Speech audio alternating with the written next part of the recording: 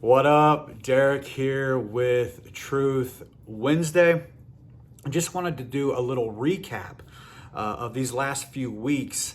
We have been on the question of what are you going to do with Jesus? Meaning, if God has brought you from death to life spiritually, if you are now walking in new life, the old is dead and the new has come, 2 Corinthians 5:17. What are you doing with that relationship?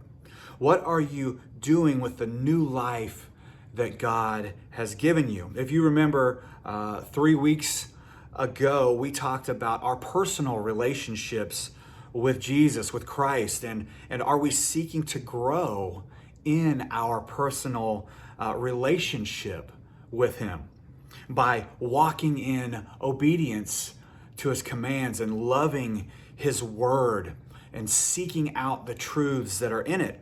Or are we seeking our own agenda apart from Him? And 2 weeks ago, we continued along the same lines with being reminded that love is an action. And if we actively love God, it will look like something. It's easy to tell if parents love their children or if couples love each other. Well, why? Because of the way that they actively serve one another, the way that they care for one another, the way that they talk about the other person. It's easy to see when someone loves someone else. Then last week we talked about what are you going to do with Jesus and your kids, and whose job is it to teach them about Him, and finding out it's the charge of the parents to teach their kids in the way that they should go. And right now you might be like, dang, Derek, you are making it sound like this life is all about Christ. You would be right if you're picking up on that. It really is all about Jesus.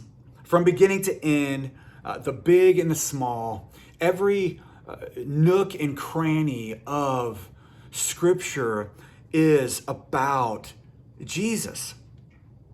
Colossians 2:3 clearly says this: truly, all the treasures of wisdom and of knowledge are hidden in Him. Next week, we will talk about what we are going to do with Jesus and our friendships. We must know the truth, man, and that truth will set us free. Blessings.